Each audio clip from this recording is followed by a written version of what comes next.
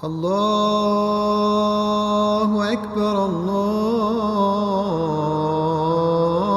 أكبر.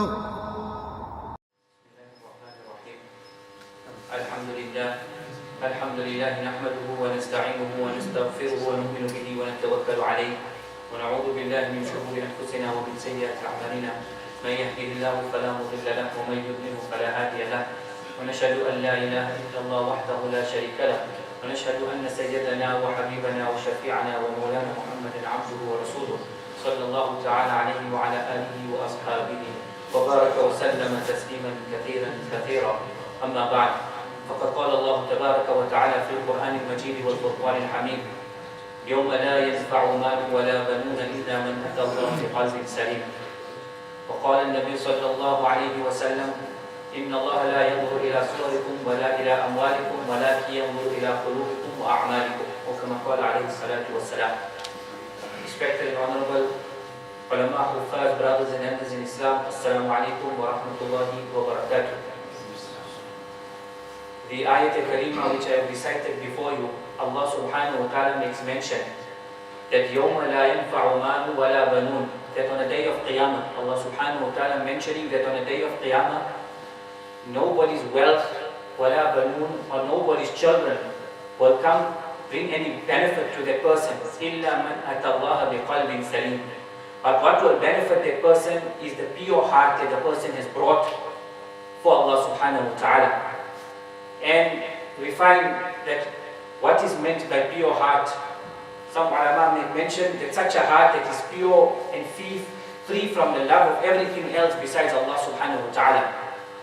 In the hadith which I have recited before you, Allah subhanahu wa ta'ala, Nabi sallallahu alayhi wa sallam says that إِنَّ اللَّهَ لَا يَنْظُرُ إِلَىٰ صُوَرِكُمْ. Allah subhanahu wa ta'ala does not look at anybody's complexion. Allah subhanahu wa ta'ala does not look at anybody's looks. وَلَا إِلَىٰ أَمْوَالِكُمْ. He does not look at anybody's wealth. وَلَكِنْ يَنْظُرُ إِلَىٰ قُلُوبِكُمْ وَأَعْمَالِكُمْ. But Allah subhanahu wa ta'ala looks at a person's heart, and Allah subhanahu wa ta'ala looks at a person's action. If we study Islam, then we understand that Hazrat Bilal Habshi radiallahu ta'ala anhu, an Abyssinian slave, was not very maybe good, he didn't have very good looks, but yet we find in the court of Allah subhanahu wa ta'ala, when Iman had penetrated the heart of Hazrat Bilal radiallahu ta'ala anhu, there were many who were present at that time and were maybe more handsome than Hazrat Bilal radiallahu ta'ala anhu. They had more wealth than Hazrat Bilal radiallahu ta'ala anhu. But Allah subhanahu wa ta'ala accepted and granted Hazrat Bilal radiallahu ta'ala such stages. And such stages that it is mentioned, Rasulullah sallallahu alayhi wa sallam asked him and called him and said, "Oh Bilal, what actions do you do? Or what is the reason that, what do you do that Allah subhanahu wa ta'ala loves you so much that I have heard your footsteps before mine in Jannah? I have heard your footsteps before mine in Jannah." This was because the heart of Hazrat Bilal radiallahu ta'ala anhu was brimming with the nur of Iman. Under the context of this hadith, Faqih Abu Lays Samarqandi rahmatullah alayhi makes mention in one of his books, and he says that there was a person by the name of Sa'ad radiallahu ta'ala anhu. Hazrat Sa'ad radiallahu ta'ala anhu also did not look very handsome, he was very dark in complexion, and nobody was prepared to give to him their daughter in marriage. Sa'ad radiallahu ta'ala came to Nabi sallallahu alayhi wa sallam and said, "O Nabi of Allah, does Allah subhanahu wa ta'ala look at the complexion of a person? His deeds also, if a person is handsome, then his deeds will be accepted?" Nabi sallallahu alayhi wa sallam said, "No, إِنَّ اللَّهَ لَا يَنْظُرُ إِلَىٰ صُوَرِكُمْ وَلَا إِلَىٰ أَمْوَالِكُمْ وَلَكِنْ يَنْظُرُ إِلَىٰ قُلُوبِكُمْ وَأَعْمَالِكُمْ." But Allah Ta'ala does not look at a person's complexion.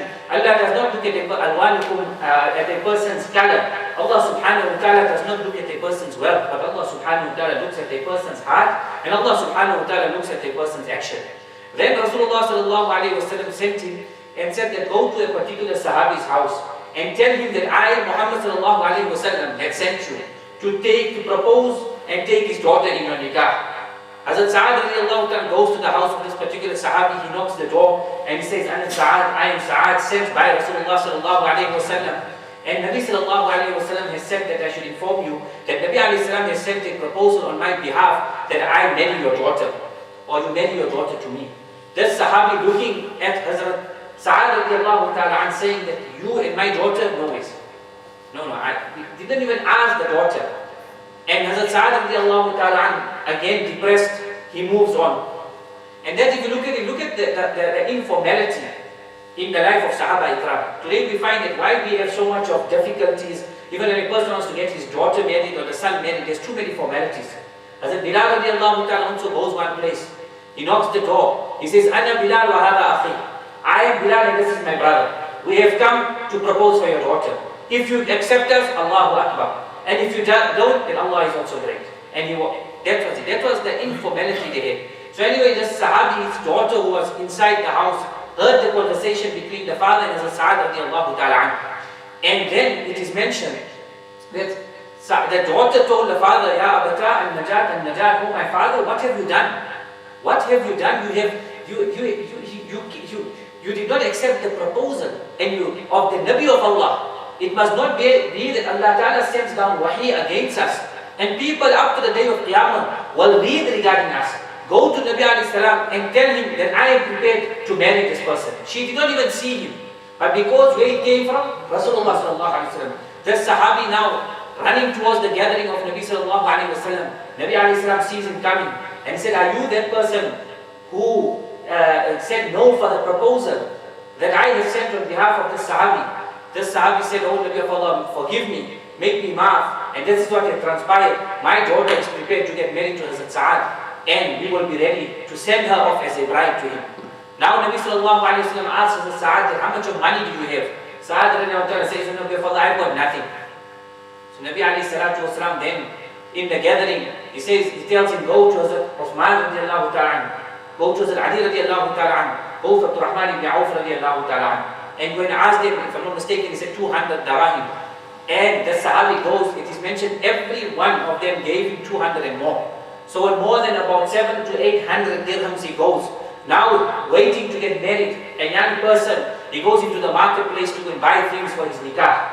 He buys everything and then suddenly he hears the announcement, Ya khayr Allah irkabi. That oh the Jama'at of Allah, oh the Mujahideen, get ready. The Nabi of Allah is preparing to go into jihad. This Sahabi now looks at the situation. First and foremost, I sent proposals everywhere. Everyone refused me. When one has accepted me, now it's a challenge. Do I go out in the path of Allah or do I get married? He looks at the things that he buys and then he thinks about jihad. He again looks at it and thinks that if I perhaps don't go, I will get married, I'll have this wife in this world. And if I go and perhaps I attain martyrdom, I'll have many more in the year after. He goes back, he sells whatever he bought. He buys for himself a horse. He buys for himself a sword, a shield, and it is mentioned, he buys some cloth. And he covers his entire body with the cloth, saying that if Nabi sallallahu alayhi wa sallam has to see me, then perhaps Rasulullah sallallahu alayhi wa sallam will send me back, that you are supposed to get married, go and get married. He then comes into the battlefield, and he's fighting vigorously. One Sahabi sees and says, who is this person? So someone said, do not speak loud, maybe this is one of the new Muslims. And then after a while, Nabi sallallahu alayhi wa sallam sees him, and sees through his eyes, from the space between his head and the eyes. And Nabi alayhi salatu wasalam said, Sa'ad anta? Oh Sa'ad, is this you? He says, yes, Nabi sallallahu alayhi wasallam. He goes into the thick of the battle. Allah subhanahu wa ta'ala grants him martyrdom. Allah subhanahu wa ta'ala grants him martyrdom. His body is brought in front of Nabi sallallahu alayhi wasallam. And it is mentioned, Salatul Janazah is performed. When Rasulullah sallallahu alayhi wasallam is burying him, it is mentioned, Nabi sallallahu alayhi wasallam, three things were seen. Nabi sallallahu alayhi wasallam first and foremost cried. And then Rasulullah sallallahu alayhi wasallam started smiling. And then Rasulullah sallallahu alayhi wasallam turns his head away. Sahaba Ikram inquired, O Nabi of Allah, we have seen three different things, emotions. One is you are crying, then suddenly you are smiling, and then suddenly you turn your face away. What was the reason? Nabi sallallahu alayhi wasallam said, I cried because we lost a brother. I cried because it is at the loss of a brother. And secondly, I smiled because I seen that in the dunya nobody was prepared to get married to him. Here I seen the horse of Jannah running towards him. And while they were running, one of the calves got open. And then I turned my face saying, that is not my home, that is the home of Sa'ad radiallahu ta'ala. So Allah subhanahu wa ta'ala does not look at a person's color. Allah does not look at a person's beauty. Allah subhanahu wa ta'ala looks at a person's heart and a person's amal. That is why Nabi sallallahu alayhi wa sallam makes mention, Ala inna fil jasadi la mudghah, idha saluhat saluha al-jasad kullu, wa idha fasadat fasada al-jasad kullu, ala wa hiya al-qalb. Nabi sallallahu alayhi wa sallam addressing and saying, behold, there is a small flesh in the body of a person, and what is the small piece of flesh? And if this flesh is intact and it is well, then the entire body is well. وَإِذَا فَسَدَ الْجَسَدُ كُلُّ. And if this small piece of flesh is bad, it is corrupt, it is ill, then the entire body is corrupt and sick. أَلَا وَهِيَ الْقَلْبُ. And he says, what is that? Indeed, that is the heart. And if you look at it from the medical aspect as well, if a person does not look after himself, and you find that now his cholesterol gets high, he doesn't look after it, and then what happens is, you find his arteries and they start getting blocked. And then a time comes to such an extent now, that he needs to go for some operation. The doctors, the cardiologist calls him in, and they check, they try to put, he gets the angiogram done, and then they see no, a stent will work for him. If not that, he needs to go for a triple bypass. In a similar way, a person's heart gets clogged. The spiritual heart gets clogged because of the sins that a person commits. It is actually mentioned, the scholars make mention that there are three types of hearts. One is a dark heart. One is a dark and ugly heart. And that is such a heart which is void of the nur of Iman, which does not have the light of Iman. And that is the heart of the disbelievers. That they are not blessed with Iman. And you find many a times, look at this at times you sit and visualize and see that person who has Iman. Many a times even a person reaches old age, be it male or female, you find that some of them got no light at all. I'm not saying you look at any woman and see, like one person was in Hajj, and Moulana Arshad makes mention that he says one of his disciples came to him and said, Hazrat, you know what, these mashallah Indonesians, they look very good, they have a lot of nur on their face. Hazrat said, you know what, there's a problem with your heart, you're looking at the wrong nur. Don't look at that nur, look at the nur of the Kaaba. What you're looking at that nur, that is shaitan deceiving you. The nur is actually from the Kaaba. You're coming in front of Kaaba, Baytullah, you're looking at somebody else. So this is not the nur. So anyway, what I'm saying is normally look at old people in an old age and look at non-Muslims. You find that there's something missing from their face. And yet you get our old grandmothers who are sometimes in the 70s and the 80s. And what is it? You find they have some type of nur on their face. That nur, that iman that they have in the heart, it manifests on a person's face as well. That is the beauty of Islam. And then you get the second type of a heart, which is a confused heart. And it is the heart of a munafiq. In the time of Nabi sallallahu alayhi wa sallam, the hypocrites, when Rasulullah sallallahu alayhi wa sallam came to Medina Munawwara, there were some who accepted Iman on face value. And they accepted Iman just with their lips. Because they knew if they could accept Iman, that they'll benefit from the Muslims and while being around Nabi sallallahu alayhi wa sallam. But their heart was void of Iman. And when they used to go back with their friends, and they used to go back to the Jews, then they used to plot, to attack Nabi sallallahu alayhi wa sallam. So this is the heart of a munafiq. And Allah subhanahu wa ta'ala, when He makes mention with regard to the azab of a munafiq and a person who is a hypocrite, Allah subhanahu wa ta'ala says, إِنَّ الْمُنَافِقِينَ فِي الدَّرْكِ الْأَسْفَلِ مِنَ النَّارِ. That the munafiqeen are in the lowest depth of Jahannam. They are in the lowest depth of Jahannam. Their punishment is worse. They are like a person, normally, naturally, if you have a person who's your friend, but he turns out to be a two-face, you'll get more hurt with him than your enemy. You know one is your enemy, you know him. But who you should have to worry about is that person who's so cunning. He's so sweet, he comes to you. Yet behind your back he's stabbing you. He's the person you have to stay away from because you cannot trust him. In a similar way, the adab of a munafiq is even worse. And Allah subhanahu wa ta'ala covers the heart. Allah subhanahu wa ta'ala covers the heart and they become blind. And then you have the heart, the third, which is termed as a mixed heart. A heart that has the love of Allah subhanahu wa ta'ala. A heart which has the love of Rasulullah sallallahu alayhi wa sallam. But also tends to follow its desires.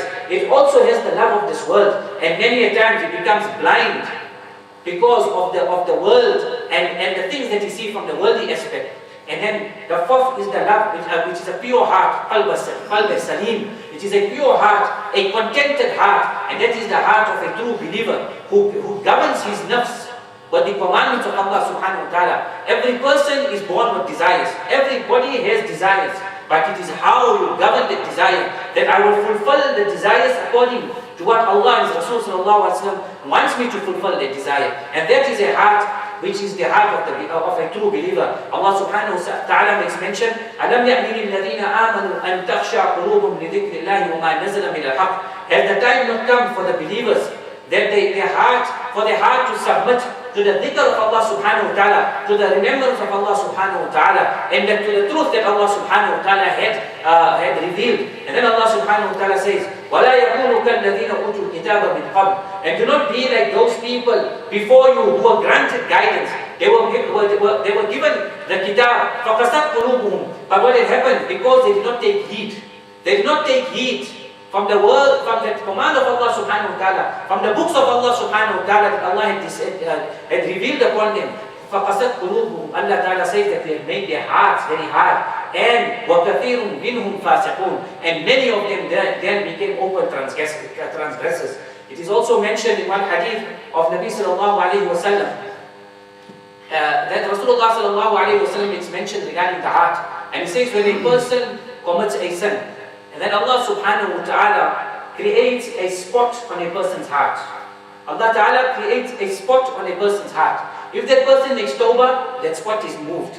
But if that person continues to make this guna, continues to commit guna, then that dot and that spot becomes bigger and bigger and bigger until such a time that black spot covers the entire heart. And now when the black spot covers the entire heart, it is like his heart is covered. All his arteries are blocked. His spiritual arteries are all blocked. And now for that person, he is amongst the ghafilun. He is amongst those who cannot take heed. And Nabi sallallahu alayhi wa sallam has taught us in one hadith, إِنَّ لِكُلِّ شَيْءٍ سِقَالَةٍ وَسِقَالَةُ الْقُلُوبِ ذِكْرُ اللَّهِ. That everything has a detergent. Everything has a cleanser. And the cleanser and detergent for a person's heart is the dhikr of Allah subhanahu wa ta'ala. One is the physical, the dhikr that we make with our tongue, and together with it from the heart. But also this aspect that Allah subhanahu wa ta'ala, the consciousness that Allah subhanahu wa ta'ala is watching me. And that is what we need to work. That every moment we have this in mind, that Allah subhanahu wa ta'ala is watching me. And if a person has this, that Allah subhanahu wa ta'ala is watching me, then you will find that a person will stay away from guna. And a person will stay away from sin. And a person stays away from sin because it is mentioned that many a time the reason for a person's heart to become hard, it is because kasratil dhunub. It is because of the excessive sinning of a person. So may Allah subhanahu wa ta'ala grant us tawfiq. Inshallah, in the next week we'll discuss the sickness of our heart and the different sicknesses. One is that a person has, they call it mardul ghafla, that is heedlessness. And the second, which is known as mardul shahwa, the sickness of following one's own desires. And the third, which is known as marad al-shak, the sickness of a doubt. And the sickness of doubt also is, when it gets hold of a person, you find that a person becomes like a maniac. And we'll inshallah try to discuss it next week, these three types of sicknesses, and how a person can stay away from the sickness, or how a person can save himself from these sicknesses. And if a person is indulged in these sicknesses, then what type of cure is available from Quran and Hadith? May Allah subhanahu wa ta'ala grant us the tawfiq of any amal, inshallah. Allah